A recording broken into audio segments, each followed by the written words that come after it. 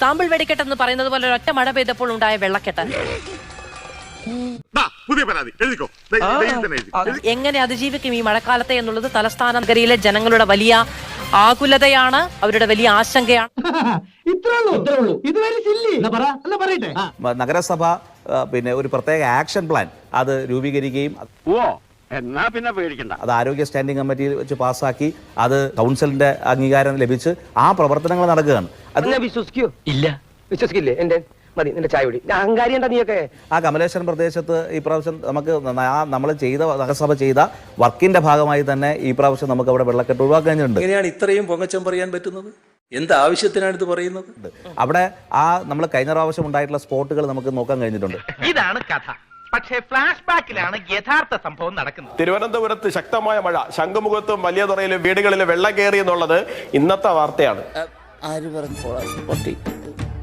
ഇന്നത്തെ വാർത്തയാണ് അവിടെ വെള്ളം കയറി എന്നുള്ളത്. ഇപ്പൊ കഴിഞ്ഞ തവണ കയറിയ സ്ഥലത്തൊന്നും വെള്ളം കയറിയില്ല എന്നാണ് അദ്ദേഹം പറയുന്നത്. ഇന്നത്തെ വാർത്തയാണ് അവിടെ വെള്ളം കയറി എന്നുള്ളത്.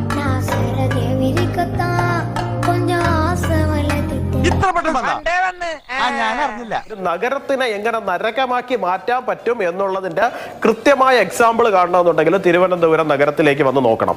വെറുതെ അല്ല നാട്ടുകാർ മുഴുവൻ താൻ മണ്ടനാണെന്ന് പറയുന്നത്. പക്ഷെ തിരുവനന്തപുരം നഗരത്തിനകത്ത് പുഴയോ അല്ലാന്നുണ്ടെങ്കിൽ തടാകങ്ങളോ ഉണ്ടായിട്ടോ അല്ലെങ്കിൽ ഉണ്ടാകുന്നത് ഓടകൾ നിറഞ്ഞിട്ടാണ്. അങ്ങനെ തിരുവനന്തപുരത്തുകാരുടെ അഹങ്കാരം കുറയ്ക്കാൻ വേണ്ടിയിട്ടാണ് നമുക്കൊരു മേയറെ തന്നിരിക്കുന്നത്. ഒരു സിനിമയുണ്ടല്ലോ, ബിജു മേനോൻ വീട് മൊത്തം കുഴിച്ചു വെച്ചിട്ട് ദിലീപ് വെളിയിൽ ഇറങ്ങുമ്പോൾ കുഴിക്കാത്ത വീഴുന്ന, അതുപോലെ ഒരു അവസ്ഥയാക്കി വെച്ചിരിക്കുന്നത് നമ്മുടെ അഹങ്കാരം കൂടിയിട്ടാണെന്ന് മാത്രമേ എനിക്ക് പറയാനുള്ളൂ. വിവരമില്ലാത്തവരാണെന്ന് അവൻ പറഞ്ഞതിന്റെ അർത്ഥം ആശാൻ മണ്ടനാണെന്നല്ലടാ. ബോധവൽക്കരണം നടത്തേണ്ടതുണ്ടെന്ന് പറഞ്ഞ മോശ, അത് മോശ. ഇയാളിപ്പോ ചെല്ല്. ഇല്ല, ഞാൻ അതുകൂടി അറിഞ്ഞിട്ടേ പോകുന്നുള്ളൂ. ബോധവൽക്കരണം നടത്തേണ്ടതുണ്ട്. അത് ആ മേയർക്കാണ് ബോധവൽക്കരണം നടത്തേണ്ടതാണ്. അവർക്കാണ് കൃത്യമായ സമയബന്ധിതമായി മഴക്കാലപൂർവ്വ ശുചീകരണം പൂർത്തീകരിക്കണമെന്ന ബോധം നഗരസഭയ്ക്കുണ്ടെങ്കിൽ ഈ പ്രശ്നം ഉണ്ടാകില്ല എന്നേ.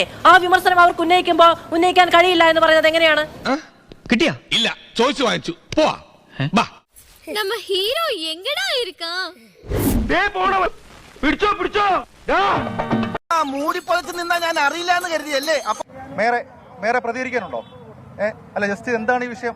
ആളുകൾ അല്ല മേറെ ഇവിടെ തന്നെയൊക്കെ എന്ത് ചെയ്യണമെന്നറിയാം? മൂട്ടിലും മുളക് തേച്ച് മുക്കാലി കെട്ടി ചാട്ടവാറിനടിച്ച് കൊനിച്ചു നിർത്തി കൂമ്പിനടിച്ച് ചവിട്ടിക്കൂട്ടി റോട്ടിലെ കുഴിയിലിട്ട് മൂടണം. എന്നാ ഞങ്ങൾ അങ്ങ് ഇറങ്ങട്ടെ. ആയിക്കോട്ടെ, സന്തോഷായി.